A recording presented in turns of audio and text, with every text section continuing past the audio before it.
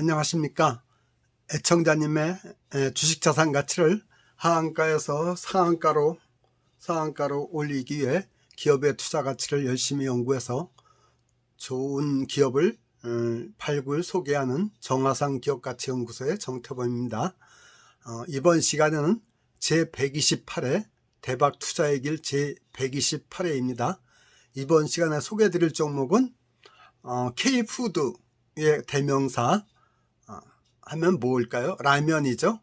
그 라면을 만드는 기업 삼양식품에 대해서 소개를 드려보겠습니다. 이제 라면은 한국인의 그 간식에서 인류의 간식, 세계인의 간식으로 발돋움하고 있죠.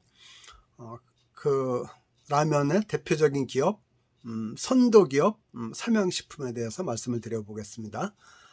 삼양식품에 대해서 말씀드리기 전에 먼저 지난주에 방송했던 127회 4월 10일자로 소개했던 넥스티는 소개 당시 63,300원에서 66,700원으로 5.3% 투자 수익률이 났네요. 이건 계속 지켜보시면 될 것 같고요. 그 전에 126회 방송 4월 2일자 방송한 HPSP 한국의 ASML로 이렇게 소개를 했죠. 걔는 25,050원이었는데 지금은 21,900원으로 좀 주가가 하락돼 있죠. 근데 제가 당시 소개할 때도 얘는 그 신주 그러니까 4월 11일자 상장하면은 신주가 대량으로 새로 시장에 나오면서 주가를 조정받을 거라고 말씀을 드렸죠. 그 말씀대로 많이 조정이 돼서 지금 21,900원 대의 종가가 형성되어 있네요. 얘는 분할 매집 시기에 들어갔다고 보면 맞을 것 같습니다.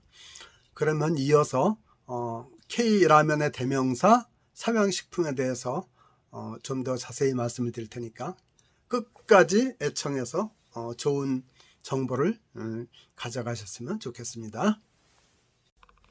그러면 큰 1번 삼양식품을 선정한 이유를 말씀드려 보겠습니다. 첫째, 국민 간식에서 라면이 국민 간식에서 이제는 인류의 간식, 세계인의 간식으로다가 발돋움하면서 라면의 성장성에 크게 주목했기 때문입니다. 얼마 전에 그 한국경제 큰 특집 기사로 나온 걸 보니까 1년간 전 세계인들이 라면 소비하는 양이 1182억 개랍니다. 굉장히 많죠. 1182억 개. 보통 인류 인구를 70억으로 잡으면은 70억 명으로 잡으면은 70억 명이 한 앞에 100 한 앞에 10봉이면은 700억이 되고요. 70억이 열이면 700이고 그리고 100봉이면 7천억인데 100봉은 안 되고 한 20봉씩 먹나? 20봉 좀 못 먹고 한 16봉 정도 먹는 걸로 이렇게 나오네요. 70억 명이면 1인당 연간. 근데 이제 70억 명이 다 먹진 않을 테고 하여튼 라면 수출국이 100한 40개국 되는 걸로 이렇게 나오거든요. 그러니까 굉장히 라면이 많이 대중화됐다, 이걸 알 수가 있죠. 그 삼양식품을 선정한 이유 중에 첫째가 라면이 국민 간식에서 세계인의 간식, 인류의 간식으로 발돋움하면서 성장성이 돋보인다, 이렇게 말씀드렸죠.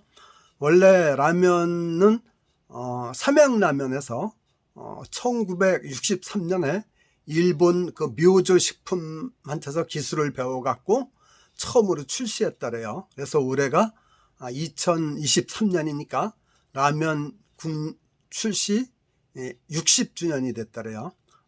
1963년에 삼양라면에서 삼양식품이 라면을 처음 국내에 출시할 때 라면 한 봉의 가격은 10원이었다랍니다. 요 이제 스토리를 조금 알아보니까 1958년에 세계 최초로 일본 니신 식품이 라면을 개발해서 세상에 내놓았는데, 그러니까 삼양식품보다 58, 64니까 5년 정도 더 빨리 했네요. 그 삼양식품이 일본 니신한테 기술 전수 좀 해달라 그랬더니 거절을 당했대요. 그래갖고 그 삼양식품의 그 설립자죠, 창업주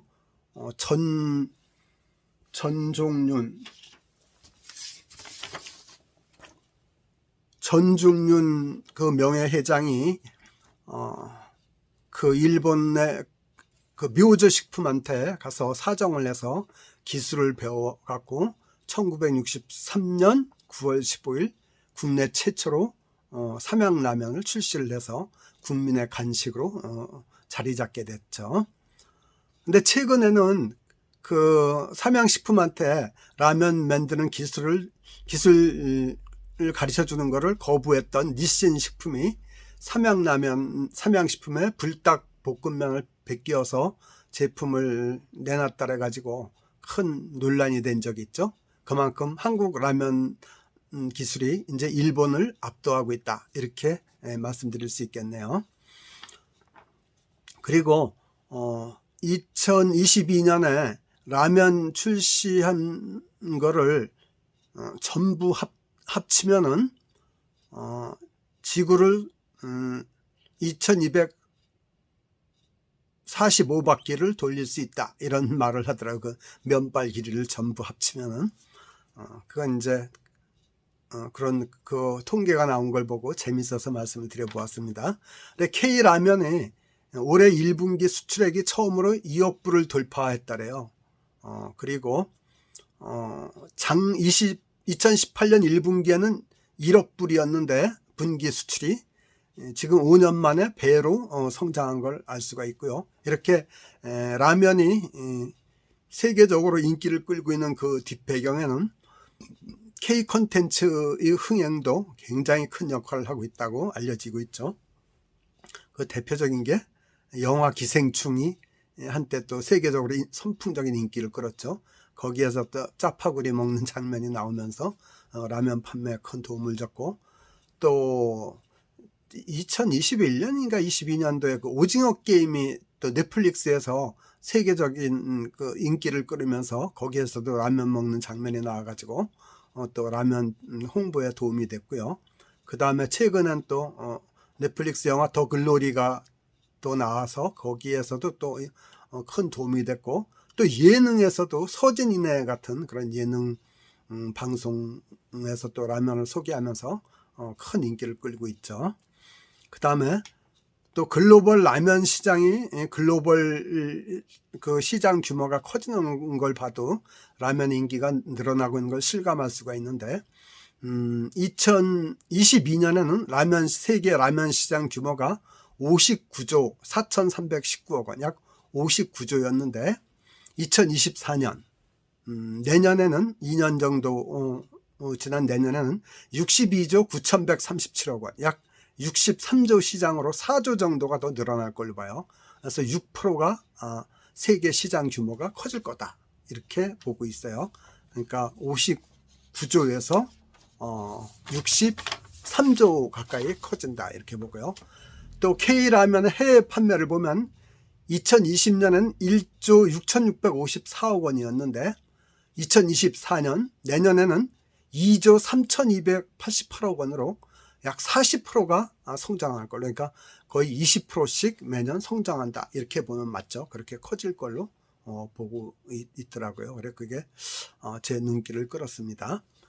두 번째, 라면 같은 이런 식품 사업은 공급자 중심의 아주 대표적인 B2C 사업이에요. 그러니까 기업하고 B 비즈니스죠. to 개인한테, C 컨슈머 소비자한테, 이렇게 기업과 소비자가 연결되는 이런 사업은 기업은 소수고 이 소비자는 다수죠. 엄청나게 많죠. 그래서 이 기업이 그 가격 결정권을 행사를 하죠. 이런 사업이라서 굉장히 또 이게 매력적이에요. 어떤 면에서 매력적이냐면은 가격 결정권을 행사하기가 좋단 말이죠.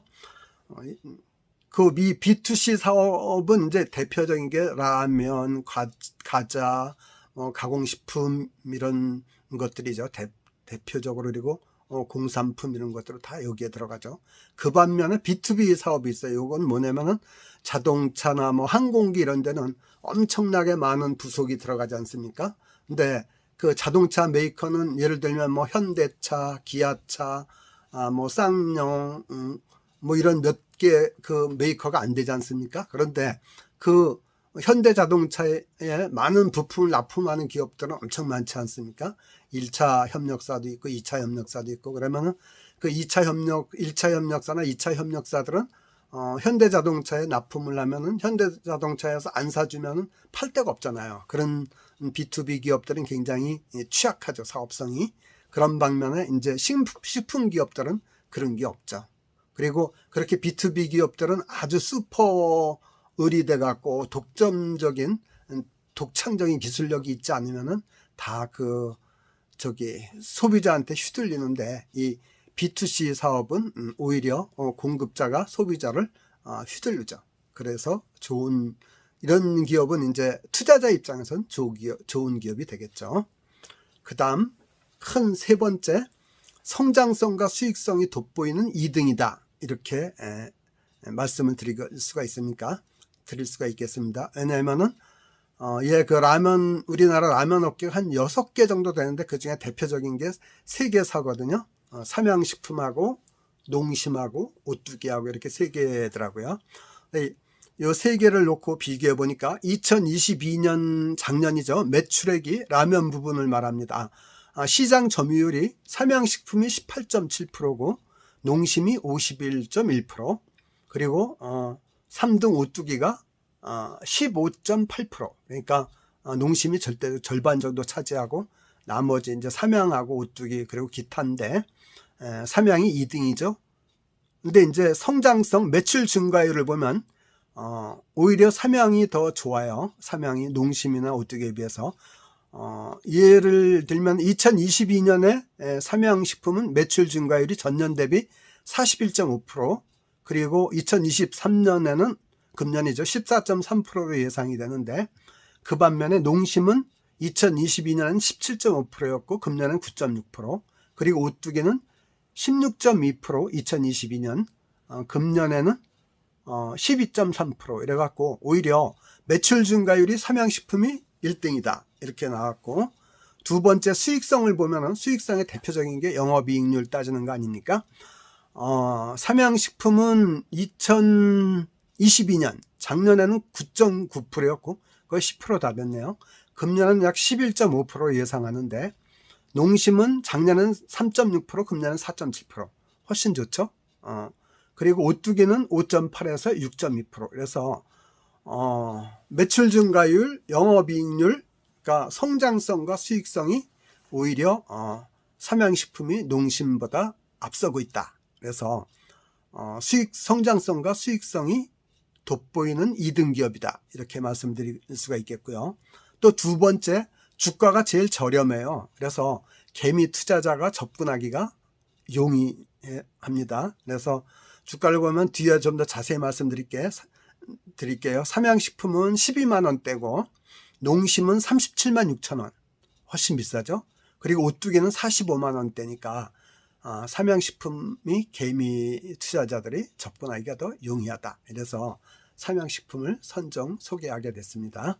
다시 한번 요약해드리면, 첫째, 국민 간식에서 세계인의 간식이 된 라면의 성장성에 주목하자 했고, 둘째, 라면은 식품 기업이라서 다수의 소비자를 상대하는 식품 기업이라서 가격 결정력이 뛰어나다. 더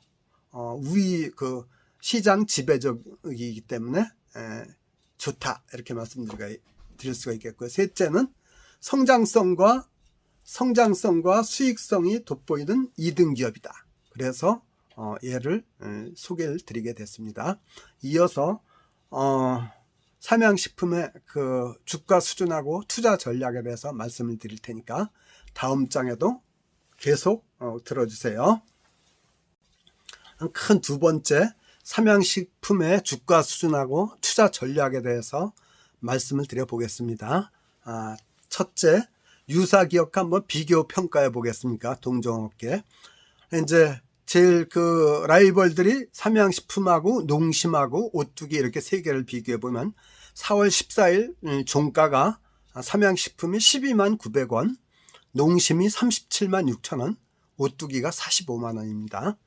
주가 수익비 PER을 봤더니 삼양식품은 16.1배, 농심은 21.7배, 오뚜기는 11.8배. 근데 요거를 보니까 제일 고평가되고 있는 게 역시 시장의 1등 기업 농심이네요. PER이 21.7배고 그 다음에 삼양식품이 16.1배, 그리고 가장 저평가되어 있는 게 오뚜기 11.8배 이렇게 보면 맞을 것 같고요. 그 다음에 시가총액을 보면은 삼양식품은 9,107억 원, 그 4월 14일 종가 기준이죠. 농심은 2조 2,871억 원, 오뚜기는 1조 8,035억 원입니다. 그리고 상장 주식 수는 삼양식품이 753만 3,015주, 농심이 608만 3,642주, 오뚜기가 407만 830주 이렇게 됐네요. 오뚜기는 주식수가 워낙 작아 갖고 이렇게 고평가 주가가 비싸네요. 이런 정도 보시면 될 것 같고, 그래서 시장에서 제일 고평가되어 있는 게 농심이다. 그 다음에 삼양식품, 그 다음에 제일 저평가되어 있는 게 오뚜기 이렇게 보면 맞겠네요. 그 다음 두 번째, 최근에 주가 동향을 보면은 52주 최고가가 삼양식품은 13만 2,500원, 작년 12월 28일이었고요. 최저가가 8만 5,600원, 작년 5월 10일이네요. 그리고 현재가는 12만 900원. 그래서 최고가 대비 약 8.77%가 하락되어 있고 최저가 대비 41%가 올라가 있죠. 그래 최근에 그 올린 게 그래프상으로도 보이죠. 1번 그 차트랑 2번 차트 보시면 나오네요. 그 다음에 증권사 목표 주가를 올렸더라고요. DS투자랑 하나투자가 다 16만 원을 제시했더라고요. 그래서 상승 여력이 32% 정도 있는 걸로 이렇게 평가가 됩니다. 그럼 이제 투자 전략은 얘는 목표 수익률 단기는 9% 정도, 조금 중기는 한 32% 정도 이렇게 한번 잡아봤어요. 그래서 매수 전략은 관찰용으로 조금 뭐 한 10주 이내로 사시고, 매수 구간은 단기적으로 11만 3천 원에서 12만 원 선 요 사이가 아마 11만 3천 원 밑으로는 잘 빠지지 않을 것 같아요. 그렇게 보이고요. 이렇게 주봉을 보니까 주봉은 우상향 정배열이 돼 갖고 아주 그 이상적이에요. 그 1번 위에 그래프를 보면은 주가가 계속 오르고 있는 게 보이죠. 뭐 조정도 간간히 받지만은 지속적으로 올라가고 있는 게 보이고요. 그 다음에 이제 일봉상으로 보면은 유성형 캔들이 나타나 가지고, 이 유성형 캔들은 위에 꼬리가 길고 시초가보다 종가가 더 낮게 형성이 돼 갖고 음봉이죠. 그래서 이 경우에는 주가 조정을 나타내는 신호다 이렇게 해석을 하더라고요. 그래서 단기 고점에서 지금 조정을 받고 있는 시기가 아닌가 이렇게 예상이 됩니다. 그래서 얘는 그 매수 구간이, 매집 구간이 11만 3천 원에서 12만 원, 약 11만 원대, 12만 원 밑에 11만 원대까지 내려오면은 저기 서서히 2, 3회 정도 매집하면 좋을 것 같습니다. 그리고 매도 전략은 1차적으로는 13만 2천 원 단기 고점이죠. 52주 최고가니까 연중 고점에 가면은 한 절반 정도 매도를 하시고, 2차는 증권사 목표가로 제시한 한 16만 원 정도 가면은 나머지를 매도하고, 이런 전략으로 가면 좋을 것 같습니다. 이렇게 일단 저는 제시를 합니다. 그리고 얘는 굉장히 탄탄한 기업이니까 약간 손해를 봤으면 또 계속 꾸준하게 보유를 하고 있어도 좋을 기업이라고 이렇게 생각합니다. 그럼 여기서 잠시 투자자의 근원을 생각해 볼까요? 첫째가 비투금물, 빚내서 투자하면 절대로 안 된다 그랬죠. 왜 그러냐면 주식 투자는 기다림의 예술인데 남의 돈 빌려서 하면은 조바심이라서 기다릴 수가 없기 때문이다 그랬죠.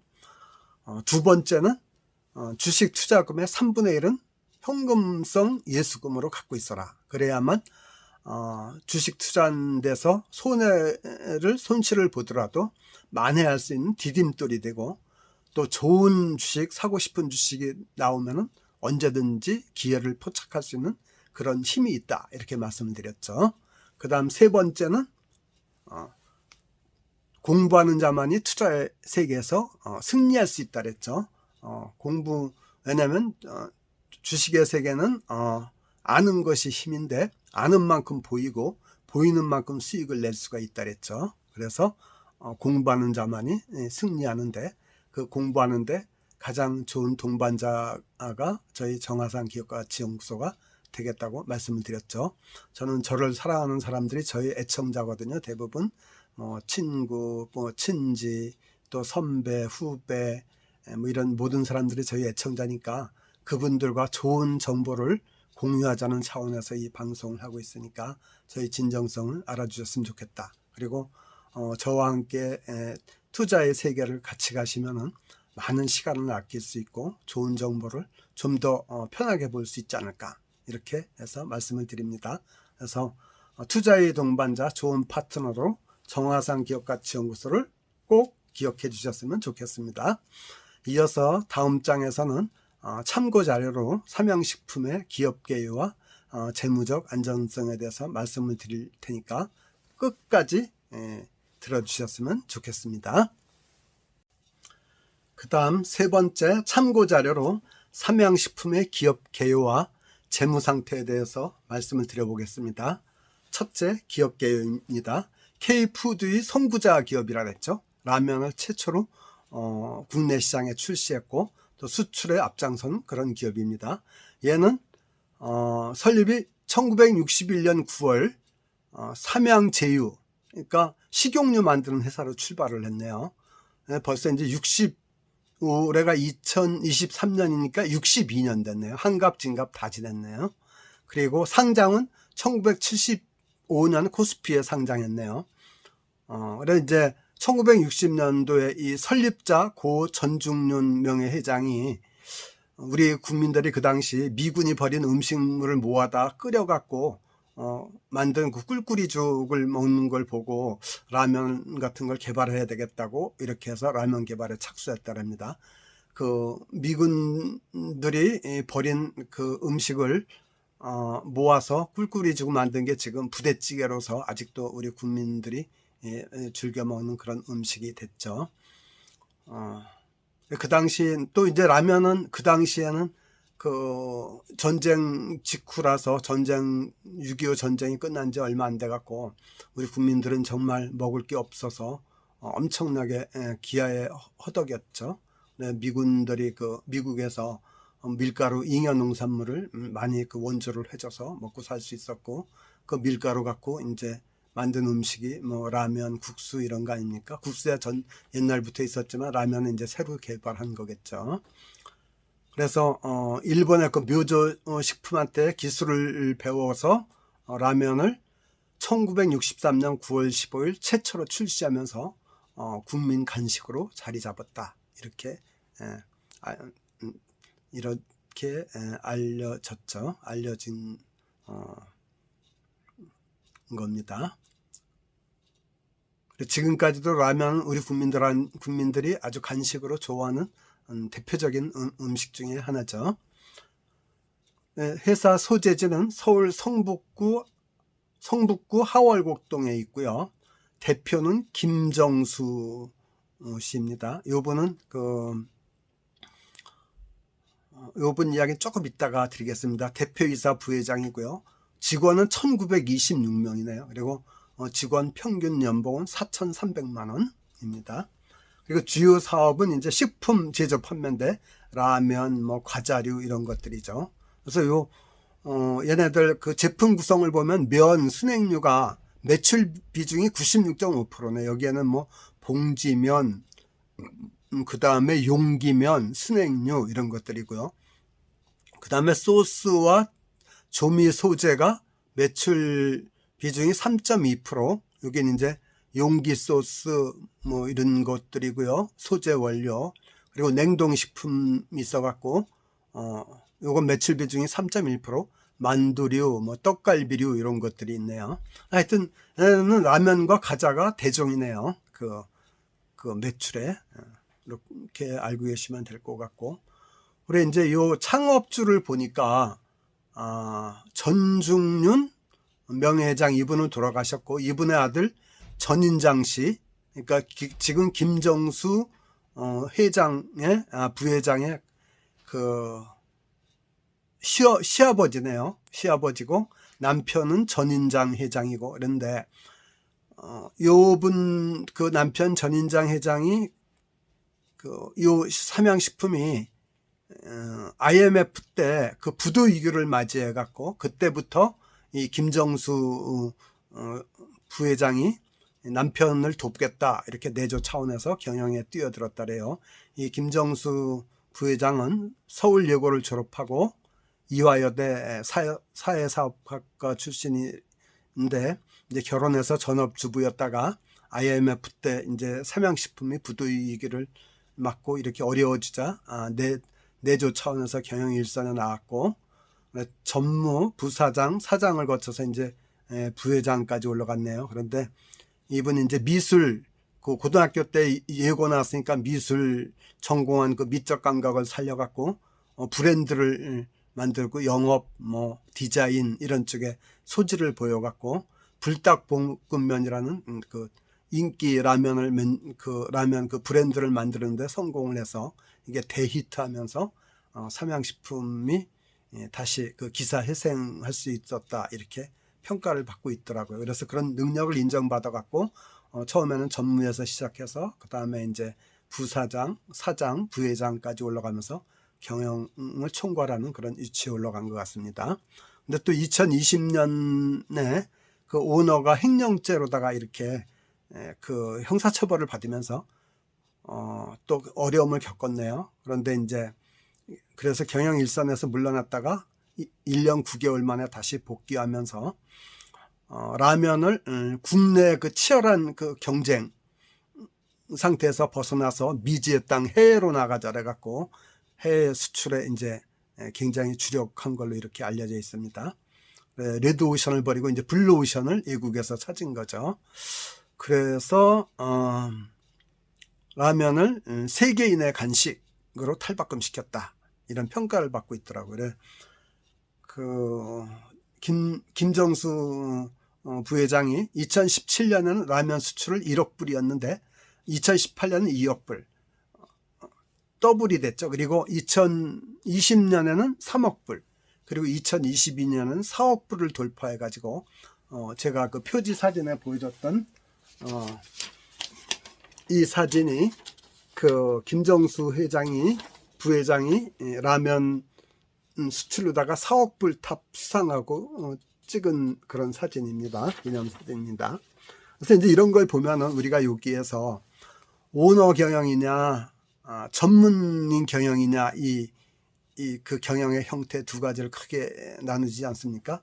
근데 오너 경영이 좋을 때도 있고 전문인 경영이 좋을 때도 있죠. 그런데 이제 오너들이 사실 주인 정신이 사업을 하는데 가장 중요하지 않습니까? 오너들이 자기 사업이니까 열심히 하고 또 너무 이렇게 그 족벌 그런 형성해서 그런 폐해만 없으면은 오너 경영이 또 경영 능력이 있는 오너가 하면은 전문인 경영보다 훨씬 더 장점이 많다고 이렇게 이야기하고 저도 그렇게 생각합니다. 전문가들도 그렇게 평가하고. 근데 이제 이 김정수 부회장 같은 경우는 그 장점을 잘 살려갖고 오너 경영을 성공적으로 잘 한 걸로 이렇게 평가가 됩니다. 아직까지는 좀 더 지켜봐야 되겠지만은 그런 거고요. 왜 제가 이제 경영학을 공부할 때를 보니까 그 미국 경영계에선 제일 중요한 게 대리인 문제라 그러더라고요. 그 대리인 문제는 뭐냐면은 회사 대표도 결국은 회사 대표 이익과 대표 개인의 이익이 상충될 때가 있어요. 서로 부딪힐 때가. 그러면은 사람들 누구나 본능적으로 자기 개인의 이익을 앞서게 돼 있습니다. 앞세우게 돼 있습니다. 그런데 그 대리인의 이익과 회사의 이익을 일치시키려는 노력이 굉장히 중요하더라고요. 그래서 미국 경영계에서도 그걸 아주 중요하게 보더라고요. 그래서 경영인의 그 보상 급여를 어떻게 책정하냐면, 기본 급여는 그렇게 높지 않지만은 사후에 그 경영을 잘했을 때 보상 급여를 굉장히 높게 책정을 하고 있더라고요. 그래 스톡 옵션 주는 것도 있고 이런 거 있는데, 이제 오너 경영은 대부분 자기의 이익하고 회사의 이익이 일치하는 지점이 많으니까 오너가 경영 능력만 뛰어나면은 훨씬 더 전문인 경영보다 더 많은 성과를 낼 수 있죠. 그리고 우리나라는 그런 예가 많죠. 예를 들면 이병철 삼성그룹 회장도 오너이면서도 세계적인 그룹을 키웠고, 현대 그 정주영 회장도 오너였지 않습니까? 그 우리나라는 재벌 오너들이 기업을 키우고 나가서 그것이 국가 경제를 키우는데 큰 보탬이 됐죠. 물론 그 과정에서 빈부격차가 심해져서 그런 문제, 그거를 어느 정도 이렇게 해결해야 되는 문제도 대두를 했지만은, 하여튼 경제의 기본이 커진 거는 오너 경영이 큰 역할을 했는데, 도덕성과 능력을 겸비한 오너라면은 아주 좋은 이상적인 경영이 될 수도 있겠습니다. 그런 차원에서 삼양식품도 지금은 오히려 잘 되고 있지 않나, 이런 생각을 합니다. 그다음 두 번째, 성장성과 수익성과 안정성을 살펴보니까, 성장성은 2022년에 매출 증가율이 42%, 굉장히 좋죠. 그리고 금년에는 약 14% 정도를 예상하고, 올해 또 매출이 1조가 넘어갈 걸로 이렇게 예상을 했습니다. 그 다음에 영업이익률이 2022년에는 10%였는데 금년에는 12%로 많이 개선되고, 이 정도면은 중간 수준의 성장률은 수익성은 보인다고 이렇게 생각합니다. 그리고 영업이익 증가율도 작년에는 38%였는데 올해도 한 33%가 정도 될 걸로 이렇게 예상을 하고 있고요. 특히 1분기를 보니까 작년 1분기는 매출이 2022억이었는데 금년은 2375억으로 예상이 돼서 전년 동기 대비 한 17% 매출 증가하는 걸로 나와 있고, 이에 따라 영업이익도 작년에는 245억이었는데 금년은 289억으로 예상이 돼서 약 18% 영업이익이 증가할 걸로 보이고, 영업이익률도 12%나 돼서 좀 고무적이라고 생각합니다. 그 다음에 재무적 안전성을 보면 부채 비율은 조금 높아요. 우리가 기준은 100% 미만의 약간 초과해서 103%네요. 그래서 요거는 조금 부채 비율은 높은 편이고, 당좌 비율은 100%가 넘어야 되는데 안 돼 갖고 95%고요. 그리고 유보율은 500% 이상이 되는데 1116%라서 유보율은 기준을 충족해서 그래도 이제 대기업이니까 그렇게 당장 재무적인 위협이 있는 것 아니라서 안전하다고 평가해도 괜찮을 것 같습니다. 그리고 배당도 주당 1,400원을 배당을 해갖고 시가 배당률이 1.1%고 배당 성향은 13%예요. 그런데 작년부터 주주 증시 경영을 해서 중간 배당을 매년 실시하겠다 그러더라고요. 그리고 또 자사주 매입도 하고 이렇게 해서 주주 친화 경영을 하겠다고 김정수 그 부회장이 인터뷰하는 기사를 보았습니다. 그래서 이제 세 번째 종합 의견은, 앞으로 K라면이 인기를 계속 고공행진할 것 같아요. 왜 그러냐면은 벌써 어느 정도 세계인의 입맛을 사로잡았기 때문에 그게 쉽게 변하지 않는다, 이런 속성이 있고요. 두 번째는 또 우리 K 콘텐츠가 하루아침에 그렇게 없어지지 않거든요. 왜냐하면 K 콘텐츠를 이룰 만한 그 탄탄한 스토리 구성력도 있고, 스토리 그 구성할 수 있는 그런 뛰어난 능력이 있는 작가들이 많고, 또 그걸 이렇게 표현할 수 있는 그 연출 능력도 뛰어나기 때문에 앞으로 K 콘텐츠가 계속 좋은 작품이 나올 거라고 생각합니다. 그러면 K라면의 인기도 계속 진행이 되지 않을까, 이렇게 낙관적으로 예상을 해보고요. 그 다음에 매출도 1조 원이 넘어가면은 이제 다시 한번 주가가 레벨업할 수 있는 그런 시기가 오지 않을까, 이렇게 생각해서 얘는 중장기적으로도 유망한 기업이다. 이렇게 해서 오늘 소개를 드리게 됐습니다. 제가 오늘 이번 시간에 준비한 내용은 여기까지고요. 도움이 되셨다면 좋아요, 구독 눌러주시고 꼭 격려의 댓글을 꼭 좀 부탁드립니다. 끝으로 투자는 어디까지나 자기 책임이라 그랬죠. 자기 책임은 수익이 났어도 내 거고 그 다음에 손실을 봤어도 내가 감당해야 된다. 이렇게 말씀드렸죠. 그리고 제가 하는 말씀은 참고자료임을 알아주셨으면 좋겠습니다. 주말에 귀한 시간 내서 끝까지 애청해 주셔서 정말 감사합니다. 감사합니다.